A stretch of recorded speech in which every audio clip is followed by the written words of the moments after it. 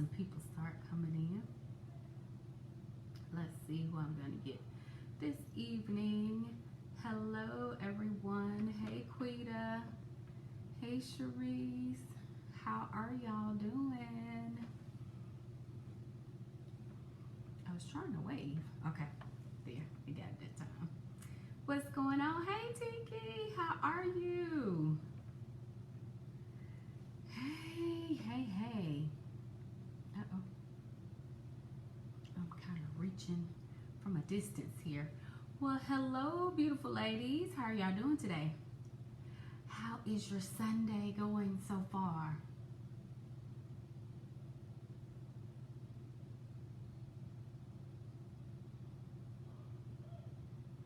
Hey, Trina. How are you? What's going on with you guys? Talk to me, ladies, before we get a few people going on. What's going on in your world?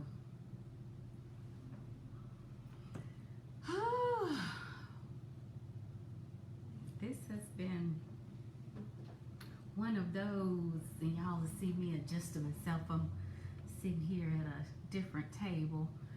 But this has been one of those topics where, good, that's good. Good, Trina. Glad you had a great, awesome day. This topic of why do we always protect the reputation of people that hurt us? Happy Sunday. Hello. Hello, Angela. How are you? Good, good. Glad it's a great Sunday. I've had an awesome day, had an awesome time at church, heard an awesome word. Just filled and just thankful, blessed, and just, having a really good day, really good Sunday. How about y'all? Before I get into all the gist of always protecting the reputation of the people that help us. This is an interesting topic because I started out with it as being men, and let me clearly put this disclaimer out there. This does not apply to all men, but some of us have been in relationship with men and are in relationships with men, and sometimes, friends that we protect their reputation, and sometimes our reputation will suffer because of the things that they will go out and share with other people about us. And we try to always be the bigger person and not share certain information. Hey, Brasia. Hey, my sweetie. I love you. We try not to go out and share certain information because, a lot of us grew up with what happens at home stays in the home.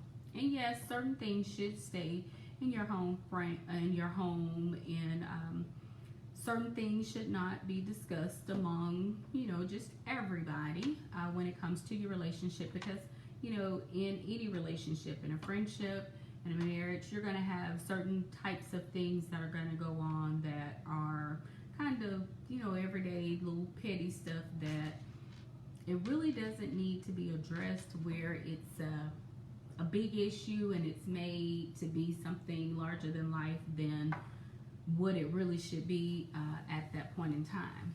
But sometimes we go in, hey Debbie, sometimes we have a tendency to hide the things, or hide what's going on in certain aspects of our lives.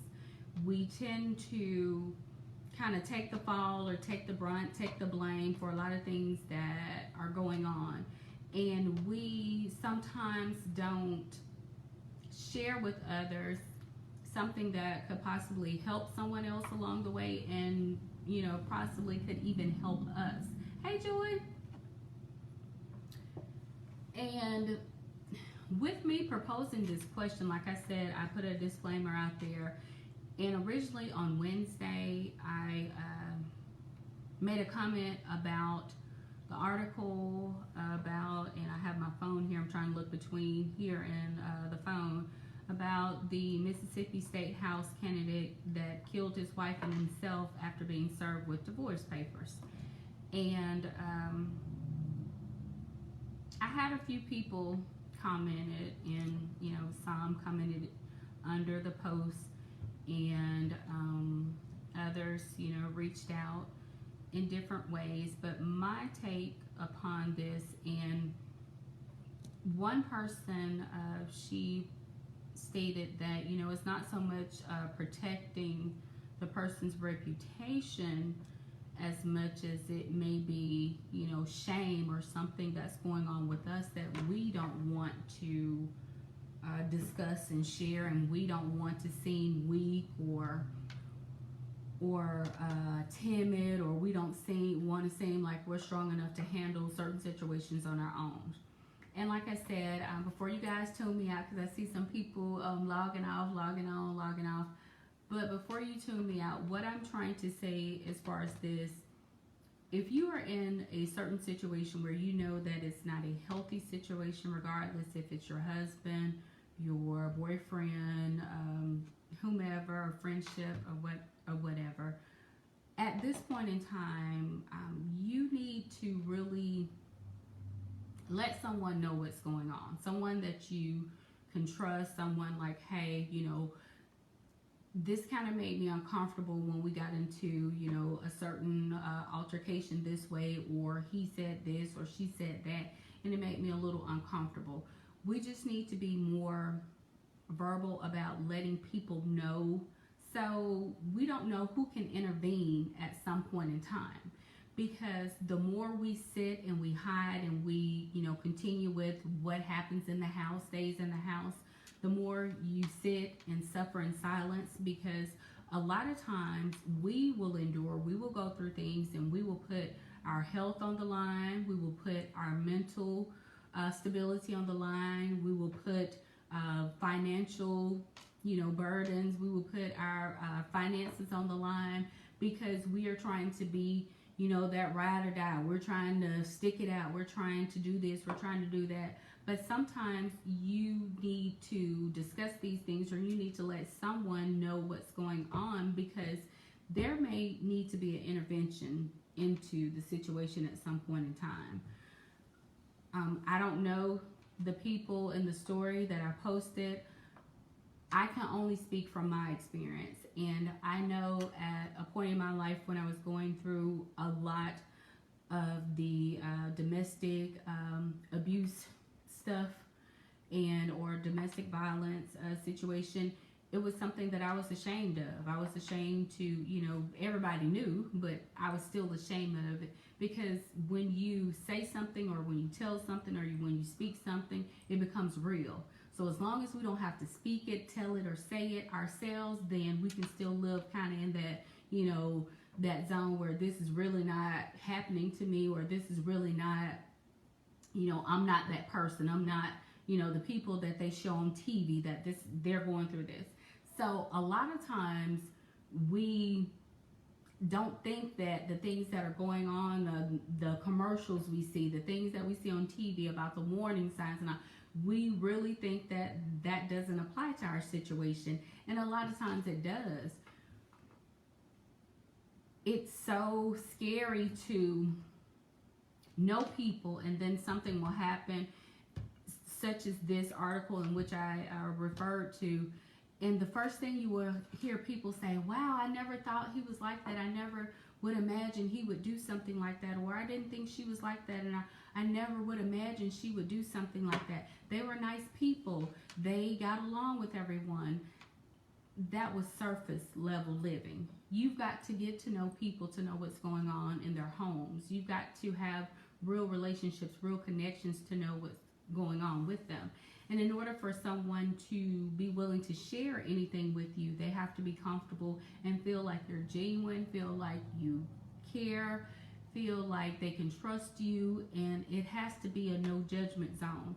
A lot of the times the reason why we won't, as women, will reveal things to people is because we don't want to be judged. Because if for some reason You know, you go to this person and you talk to this person, you tell this person what's going on, and then all of a sudden you have a change of heart and you go get back with this person. Then you got to hear, oh, you know, I told you so, I this, that, he's there doing this, he's doing that. And it's just a lot that you have to deal with. And it's enough dealing with what you're going through, the situation that you're going through, versus having to deal with trying to answer and be there for everybody else and try to make them understand why you're still in this relationship or why you're still with this person. So a lot of times people don't want to speak up and they don't want to share what's going on because of the simple fact of the judgment itself. So my take on this is, you know, we've got to get to a place where we don't make people feel bad about the situations they're in. Now, some things we know it's far-fetched, and some things you're like, okay, come on, y'all. But some things are really, really going to need, you know, tender loving care, special attention, special referring them out to someone. Hey, you know, have you guys, you know, sought counseling? Have you guys, you know, decided to do a separation period? Have you guys decided to, you know, do a trial separation? You know, do something. Are you willing to have a mediator come in your home and sit down and talk with you? Are you willing to meet with your pastors at your church, your leaders at your church? It has to be, you know, if it's just little baby steps, something that you can throw out there to try to get them to, you know, to talk to someone. If it's something that they don't want to share with people that they know, encourage them to go to strangers. If they feel, you know, that it's not going to get back to family and friends, encourage them to reach out to strangers. You know, go through finding, you know, something that you can pass on to them, some type of literature, some type of website, some spiritual uplifting that you can share with them on this. We have got to be more proactive in what we're saying to people, what we're sharing with people, what we are trying to do as a way to help. Because a lot of times women will stay in dysfunctional relationships, they'll stay in bad relationships due to finances, due to low self-esteem, due to issues that they feel as though no one else loves them. They feel as though they don't have anywhere to go, and at the time they may not have anywhere to go. Some people don't know how to live on their own. Some people are like they just have to have someone in their lives, regardless if that someone is good or bad. You know, those are underlying issues that need to be addressed, because if you are to the point in the place that you don't value yourself enough to want to be with someone or be in a place where you are feeling, you know, every day is not going to be, you know, sunny, Valentine's, you know, this music singing from the heavens and all, but you have to be in a place where you at least feel loved, you feel comfortable, you feel at ease. Hey, Kay, you feel where you are just at a place of being that you can relax with a person. You should not be in a place or in a situation where you are constantly having to walk on eggshells. Everything is constantly your fault. You know, nothing can be, you know, you can't talk about anything. You can't address anything. When you get to a place where as an adult that you can't have an opinion about a situation, then that's a problem. So my take on all of this, please, we have got to get to a point in a place where we are sharing information, where we are not making people to feel worse in the situations that they're in, and we are offering genuine help, that you're concerned. If someone reaches out to you and say, hey, you know, I need to talk. Can you talk with me? Can you pray with me? Can you, hey, Keisha, can you, you know, just be there? Sometimes people just need someone to listen. Hey, Miss Stephanie. Sometimes people just need someone to listen. They just need someone to be there to care about what they have to say. Some people never get a voice in their home. Some people never get a chance to say, I don't like this, or I want to do this, or I want to do that. As crazy as that sound, as adults, yes, that happens sometimes. Because if you're in a situation where you are really not allowed to be you, that's not a good place. That's not a good situation. And a lot of times you will have people that you are in relationships with where they are insecure, and they will transfer their stuff off onto you. They will transfer what they're going through, what they went through in their childhood, and start making you feel like something is wrong with you, that you don't know, what you're talking about. You don't know this, you don't know that.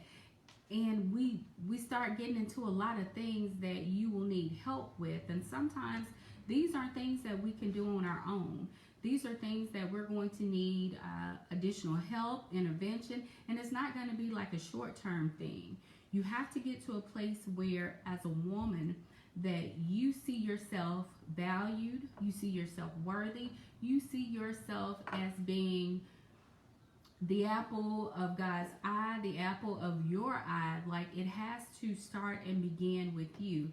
And we have to start and begin with transparency. We have to start sharing the things that we're going through. Now, everything is not to be shared on Facebook. Everything is not to be shared in a group. I understand that. But there are other avenues, even with reaching out to me. I always tell people, you don't have to post it in the group. Send me a direct message. Email me. My contact information is on I don't know if I have a copy of my business card, but it's there. You can type it, ask me, Arlene, can you send me a message, or send me your number? There are things that we can do. Hey, Erica, there are things that we can do to be supportive of each other, to be, transparent. If it has to be a one-on-one conversation, if it has to be something that, hey, look, this is what I've been through.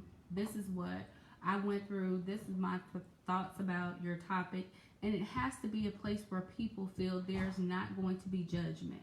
If you are already at a place where you're constantly being critiqued and criticized for every single thing that you do and say and you wear, then you don't need to add additional weight to something that's already about to break. So with my take on it, when you are, those reputations, those relationships, they shouldn't be more important than you as the individual. And my take on it is, we've got to get to a place where we are honestly sharing things that will help people, that will uplift people, that will educate people, that will enlighten people, that will be a continuous learning process.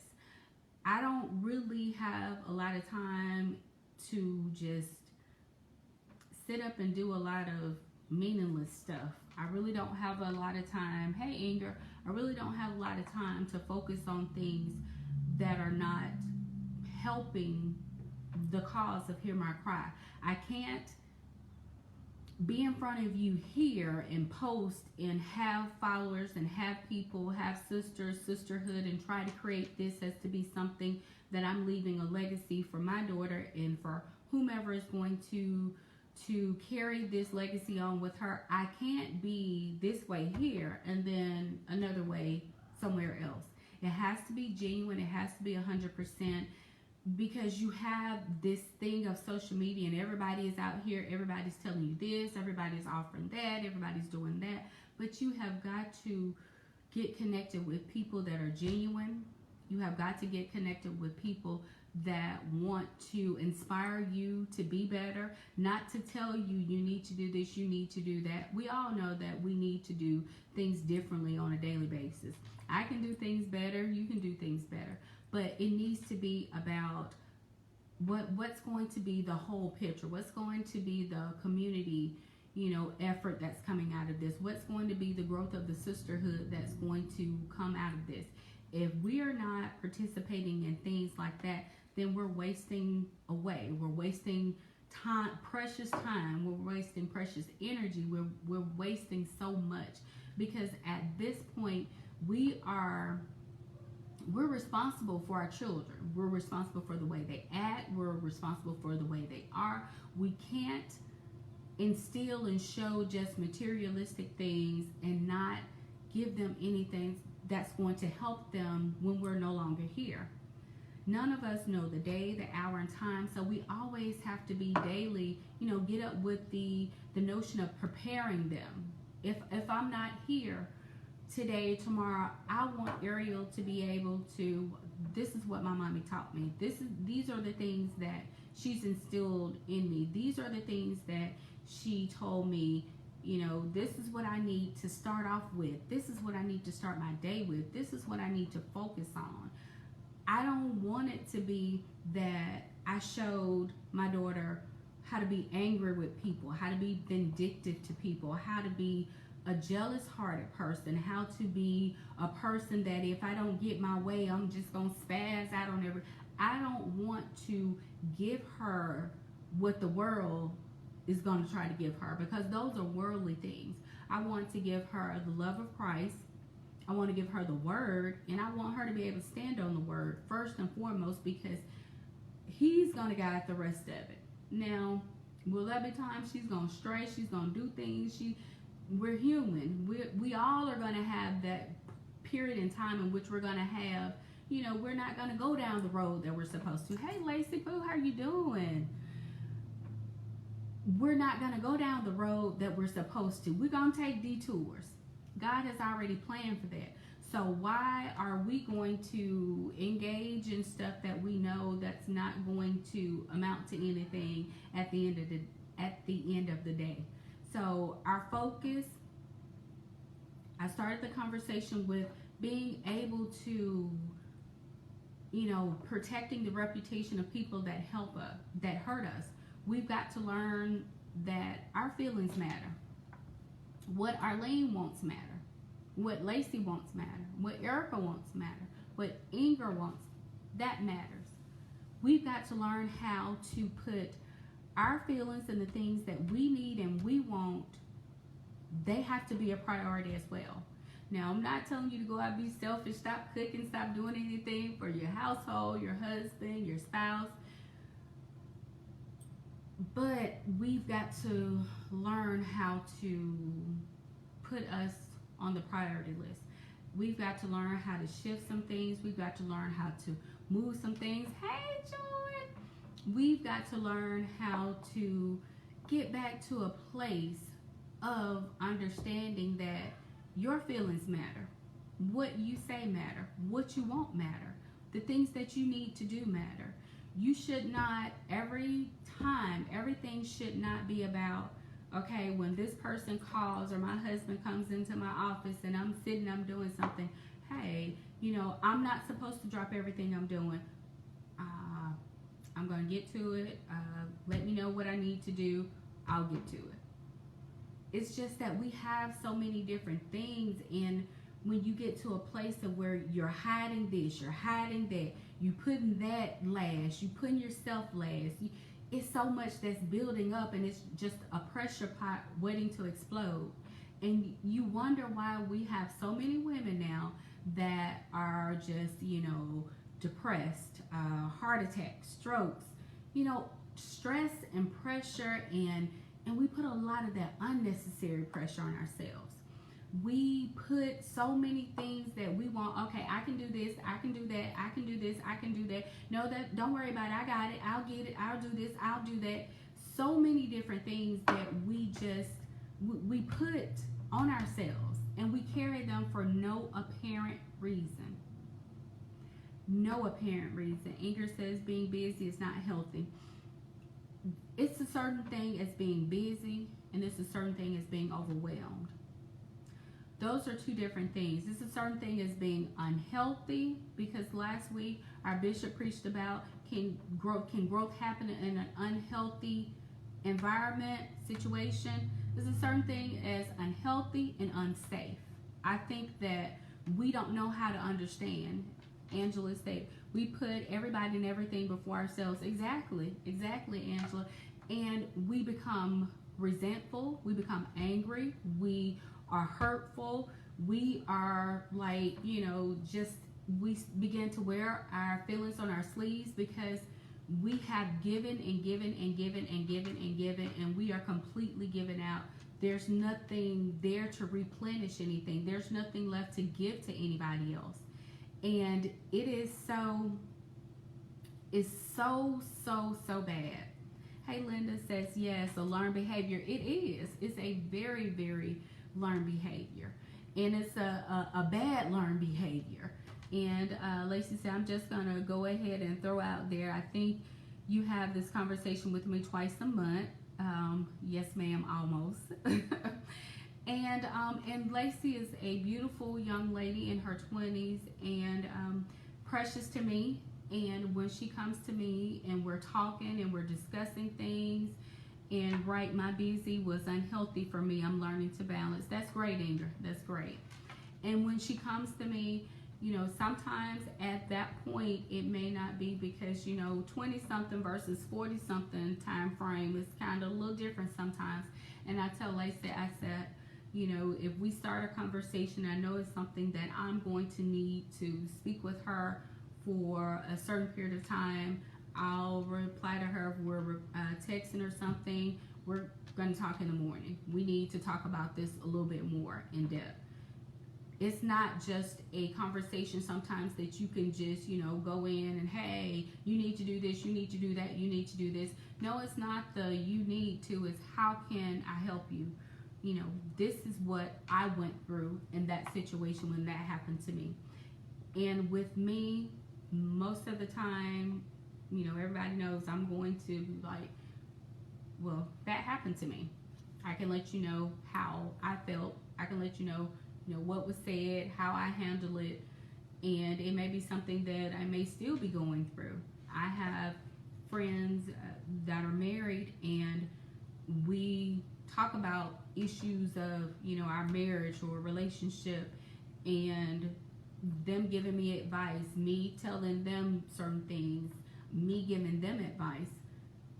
It has to be a true, transparent relationship, a genuine relationship, in order for anything to happen or you to get something out of it. We can't always be like, oh, my marriage is perfect, I'm perfect, I just get everything done, it's always great, I just love it. I am one of the most happiest person right now going on because I learned how to first go with God, allow Him to lead. When I got to the point where I would stop getting angry about everything, because everything my husband would do and say, hey, Jaquise, it would just absolutely just get me to the point of like, dude, really? Like, we back at this? Like, why are we still talking about this? Why are we fussing about this? Like, oh my God. And that was my thing with him. But a lot of times with men, you can tell them one thing, we can revisit the same issue. It may be months down, hey, Miss Kathy, and maybe months down the road, and he'll swear to God, we never had this conversation. I'm looking at him like, is something like wrong with you? Do I need to like get you checked or something? But with them, when a situation is over, they're done with it, they're done processing, they're done thinking about it, but we are still thinking about, okay, how that conversation could have went better. What could we have said differently? We could have resolved this then, so the next time when this comes up, I'm going to say this, he's going to say this, and we're still replaying the conversation. We're still trying to figure out what went wrong, how did we get here, what was said, what did he say, what did I say. We're still just ongoing with it. It's an ongoing conversation. Versus with them, once they do, we're through with it. We're through with the conversation. There's nothing additional we need to talk about. Historically, we black women and women in general have been taught to be submissive to those in authority over us. Here are the biblical influences. I'm living the best life right now because I know now my worth and that it's okay to love myself. I think we've gotten some incorrect teaching from the beginning of the submissive and authority over us. I myself personally think that sometimes that's taken out of context, and that's taken and applied to what people want you to do and kind of guilt trip you into doing, instead of it being done in a manner in which it's a healthy thing on both parts, because there's just not a submission that applies only to women. There's an order of submission, but no one never seems to kind of put that piece of the puzzle in there. That's a key piece. There's an order of submission. There's just not submission for women. So I think once we get to a place where we want to learn and know more for ourselves, then that's how we pick up and find out that just doesn't apply to us. It applies, there's an order of submission. So, and it just doesn't have woman on it.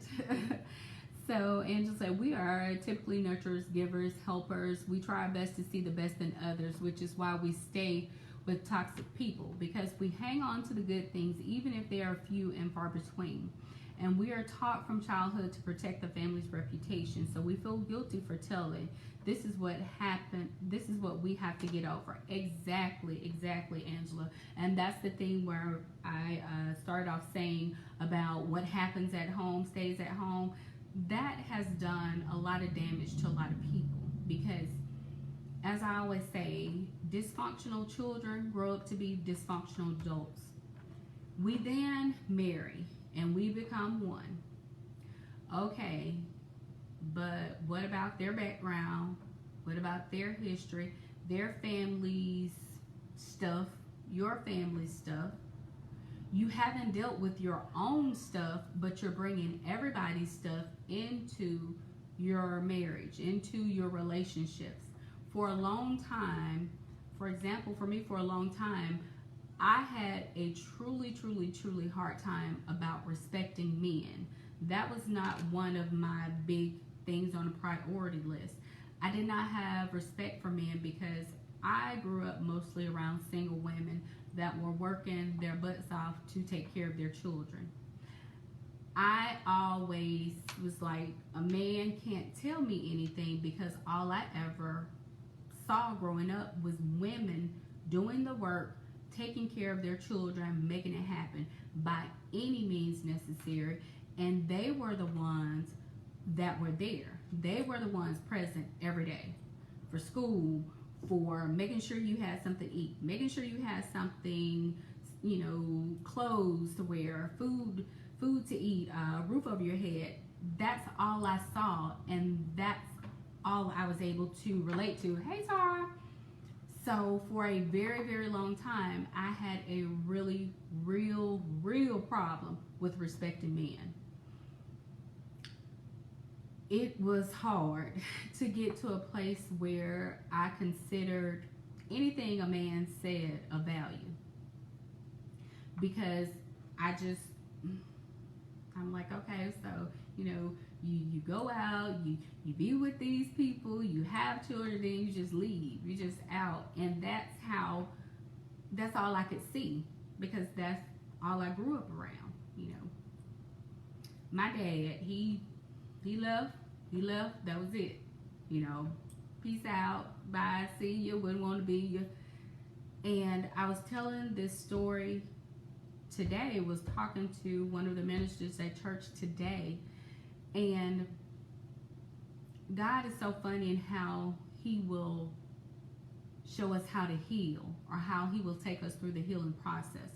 Because even during that time, my dad we never really had a relationship. We would see him here and there, whenever, maybe, we would try to ask and inquire from family members if they knew where he was, heard from him and stuff like that.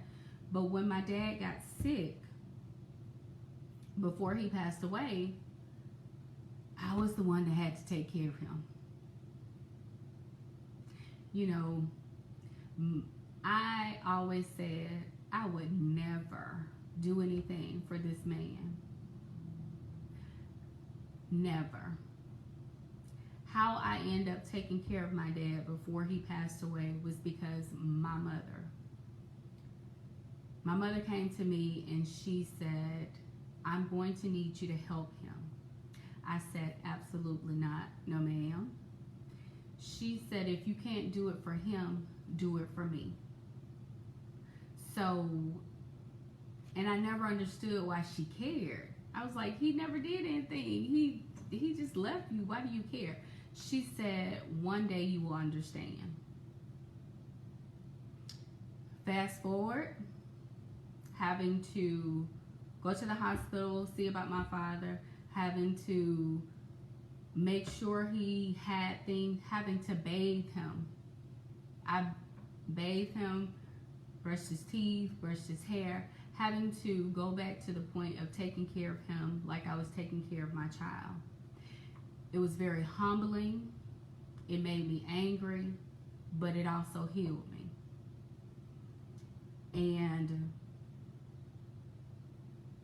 But I didn't know everything about my father's journey. Again, the reason why we need to sit down and have conversations, because now after his passing, I'm able to understand some of the choices that he made. It's not a slide, it's not a pass, but I can understand. And I can extend grace. And I wish I had knew some additional things about him and his childhood and the way that he grew up before he passed. But God was able to, hey Latrice, God was able to allow he and I time to have real conversations, to have a talk where I was able to let him know how much he had disappointed me as his daughter. And I said, and look where we are now. My father even went so far as to adopted 3 other children with this lady that he was going with, that she did not care for us at all. And she convicted, I'm not going to say convinced, because I don't really think it was a hard thing to convince him, but they went out and adopted 3 boys, but my father had 3 biological children that he didn't take care of. So again, it was a very, very long time for me, and God healing me and getting me to a place where I can trust anything that a man would say, or I can say, yes, that person is a person of their word. That man, that's a good man. And it actually came to kind of a boiling point to a head before my dad passed away. And my husband and I, we got into a really, really bad argument. He said, Arlene, I cannot pay, or you can't make me pay for everything that your dad did or did not do. He said, I am not responsible, and you can't continue to take it out on me. So that let me know then at that point that, okay, I've got to get a handle on this. So with being able to spend time with him and just let him know how he had affected me growing up and the problems that I had, I was able to get that out of me and get it off my chest. So a lot of times talking about things and dealing with things, you have to verbalize them. That's the name why Hear My Cry was so important to me. Verbalizing your hurt, speaking your hurt, saying it. You've got to, because if you can't say it, you can't address it. You can't confront it. You can't deal with it. It will always be that thing that if somebody pushes it or presses it or says it, that's your weakness. That will always be the thing that they can use against you until you are able to say it and deal with it. Once you're able to say it, meet it head on, deal with it, then it no longer defies who you are. It no longer has power over you. It no longer can be that thing that can just set you off and just put you in a whole nother place. So I started this talk about my take on protecting the reputation of people that hurt us. And my dad was one of the first people that I would say that hurt me, and I originally always used to stick up for him, protect his reputation, and told my mom, "You're a liar. He doesn't say this. You won't let." And just my love for him and not even really knowing him was that powerful and that strong that, okay, I'm just gonna go against my mom, but she's the only one here. But she wasn't there as being as present as she needed to be. So there were other things going on. So, okay, if you are the reason why this is going on, that's happening, so now I got to blame you and I got to put him here. But my mom, she always say, you will understand when you get older. Now, in some situations, I think that was a good thing, but in certain situations, I think that she should have sat us down and really told us the truth. So that's, again, protecting a person's reputation and not giving all the facts, not telling it, not being open, not being honest, not being able to talk about things. So I think that that would have helped her as well heal from some things had she been able to be strong enough to talk about it and confront it. So guys, I know I've probably been on and just going, but if there's nothing else that you would take from this video this evening, have the courage to really look at what you're in, what you're part of. Have the courage to understand and put yourself on a priority list that you need to figure out some things for you. You need to see who you are apart from being a mother, apart from being a daughter, apart from your name being attached to anybody's, because I became Roderick's wife. I became Ariel's mother. I'm Elaine's daughter. I'm Latrice's sister. I'm Keith's sister. I'm Tony's sister. I did not have anything that was just Arlene's, that was attached to just my name. And that is so important, ladies. When I tell you that is so important. Thank you, Angela. Thank you. And Latrice, I love you too, sweetie. Get to a place where you are not codependent, that everything does not have to revolve around someone else. Not saying take yourself out of community, because you need community. You're going to need your brothers and sisters and family and all to support, but have the courage to have something and to want something. Hey, Keisha. And to want something that's just yours. Get to a place of being comfortable sometimes with just being in the house by yourself. When my husband is going to work, when my daughter's at work, when my daughter's at school, I enjoy those days alone. I enjoy the time that I can be in the house by myself. I can think, I can walk, I can move, and I can just talk with God. If I need to cry, if I need to shout out, if I need to say or talk to myself, that's my time. That's for me. Hear my cry is something that God gave me. I'm thinking for me, which it is. It's so therapeutic and it's so healing for me. But He gave it to me to share it with all of you. I absolutely love the messages that you all post. I love the inspiration. I love the encouragement. I love the sisterhood, because a lot of us have, we thought that having relationships with women were something that we did need, we did want. Women are messy, women are this, women are that, but you're literally talking about yourself because you're a woman. Tara said, absolutely, one of the worst fears ever is looking in the mirror and not recognizing the person standing back staring at you. Oh my God, Tara, yes, my beautiful sister, yes. Because we will get so involved in a relationship and we want to be there so bad and we want them to love us so much that we start changing everything about us. Our look, our talk. We started doing whatever it is that we think that person needs or wants from us, but we never really take the time to tell them what we need or want from them. We are so quick to want to lay out the red carpet for everybody to just walk right on and through us and through our lives and do this and do that. but we never tell people what we need and we want from them. Why is that? Your feelings matter. Your happiness matters. What you want out of a relationship matters. Don't ever be scared to say, hey, this is what I need.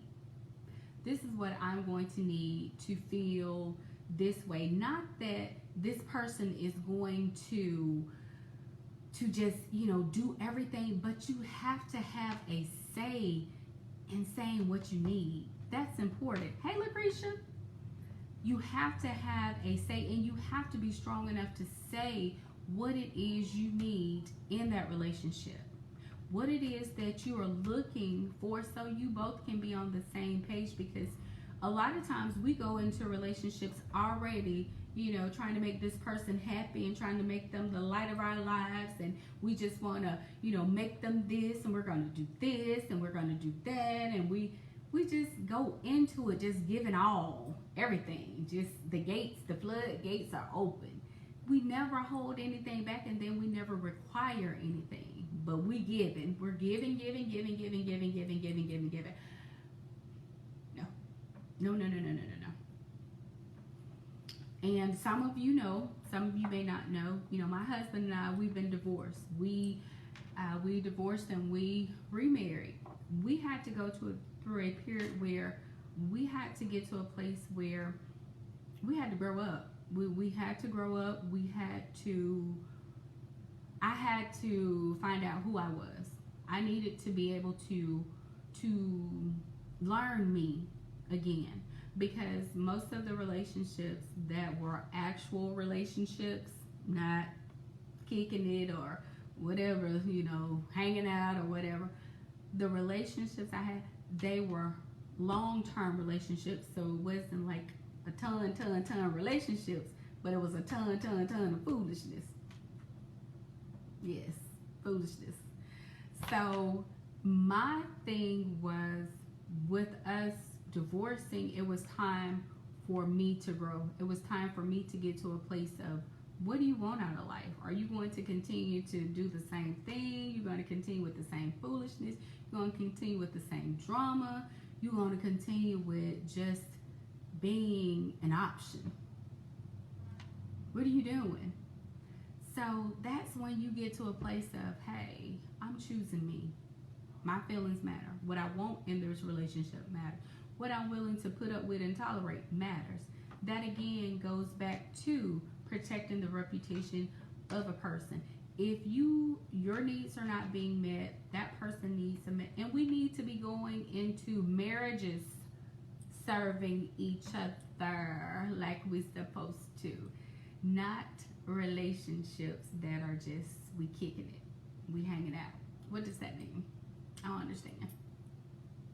So, you have to go into your marriages with the submission, with the serving, with the being in the right order and the right relationships and the right this and the right that. We all have done crazy stuff. We all have been out of order. We all have been, just out there just wilding out.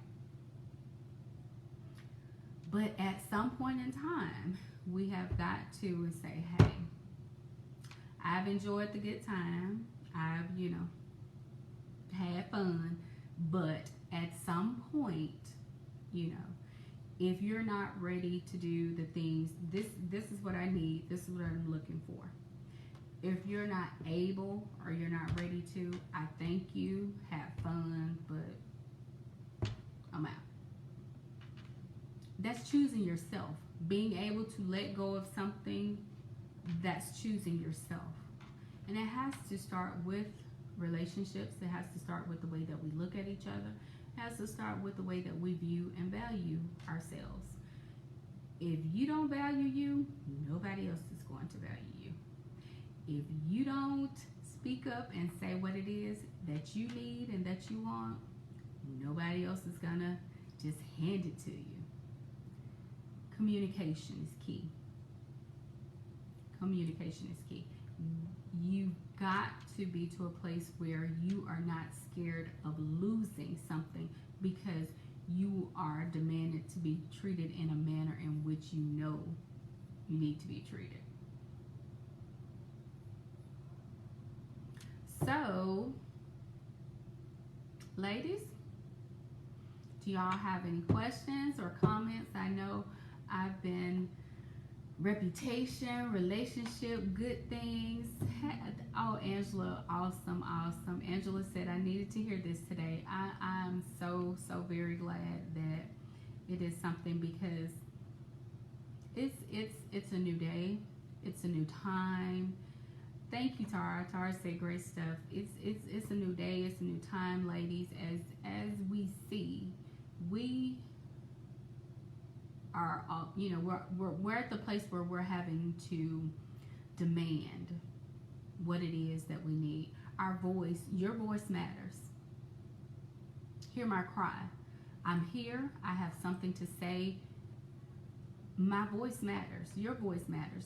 So in order for us to move forward with it, we've got to learn it. We've got to instill it. And then we've got to give it to our girls.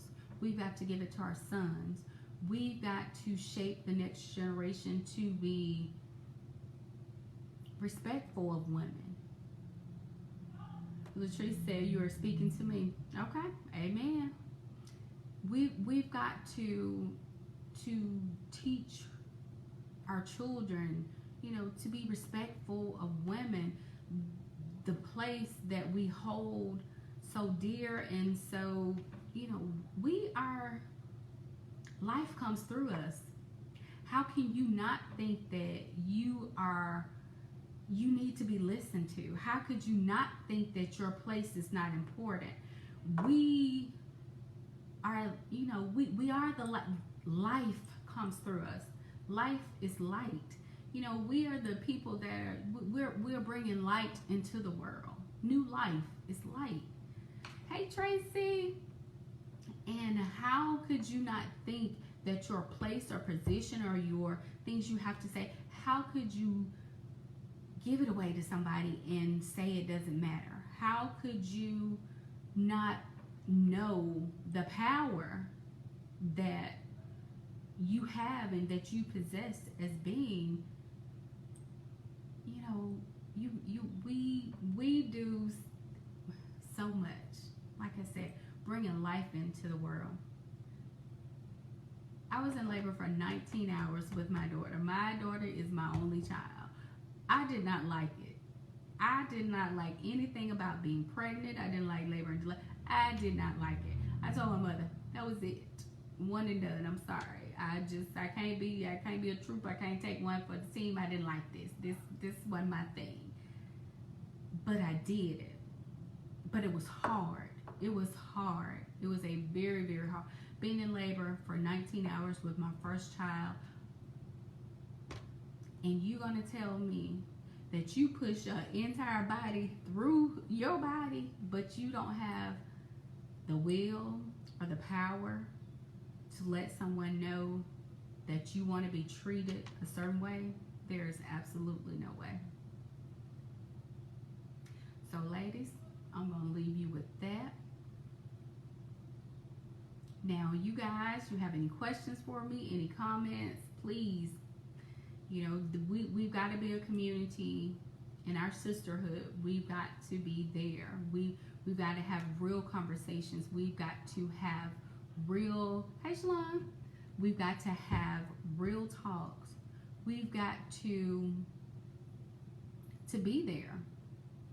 And you just got to be, you don't have to be nasty when you're telling anybody, hey, look, this is where I am right now. This is what I need.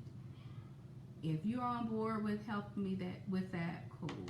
If not, cool. I can't hold that against you, because sometimes people cannot encourage you to your next level or your next point because they don't see that for themselves, so they can't see it for you. And a lot of times we are expecting people to give things or give us stuff they don't have themselves. So again,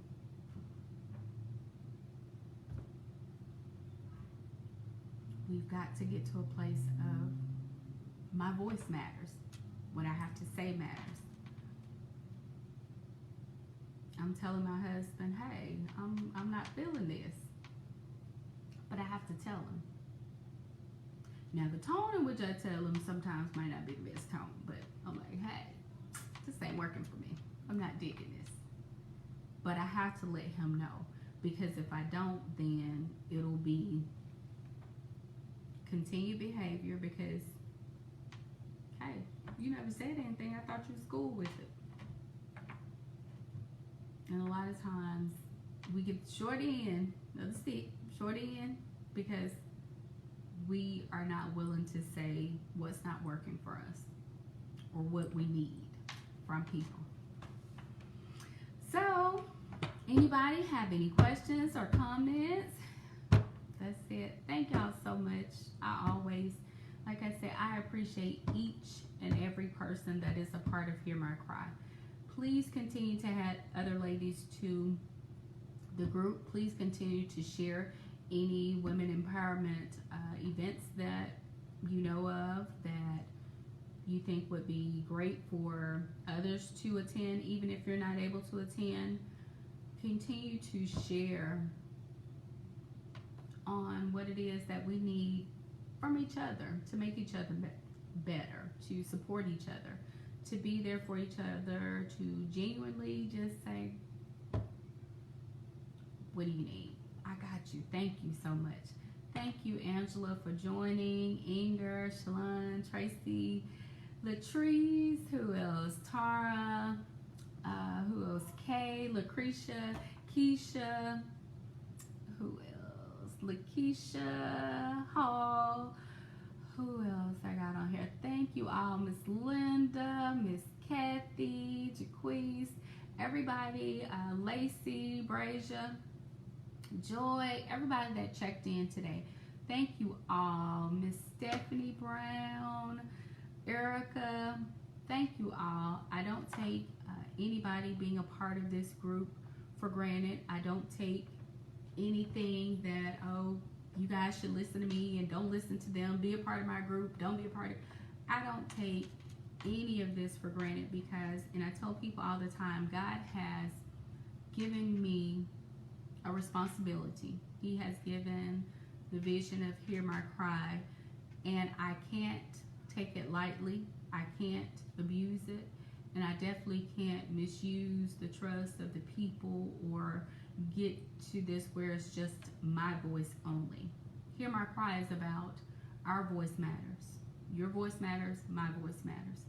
But I want us to become a new, improved version of women that we can model to our daughters, our nieces, our husbands, our friends, our just anybody. There needs to be a new version, and not that you're not being your authentic self, but there's always room for improvement. Something that we can model ourselves by to give to our children. The best thing that we can do is to be, for them. Like just doing everything that we do on a daily basis for them, to be better for them, to be just examples. So I thank you all. Hey Lula, hey Latoya, everybody that has joined me today, thank you all so much. I appreciate you all. Have a great Sunday evening. If you guys need prayer, please please post your prayer request in the group. That is still a daily occurrence. I still pray for the group as a whole. We don't have a lot of people posting prayer requests, but know that when you do, you are prayed for. Hey, Miss Brenda, how are you today? Know that when you post a prayer request that you are prayed for, and that we do want you to follow up with any praise reports. Please let us know any graduations, any engagements, any weddings, any birthdays, anything that I might miss that we need to be celebrating, because I want this group to be about growth, celebration, and to be about love, genuine support, sisterhood, relationships. We need them. We need each other. So every awesome, beautiful lady a part of this group on this live, thank you all so much. I appreciate each and every one of you, and happy Sunday. Enjoy the rest of your day. See you guys later. Bye.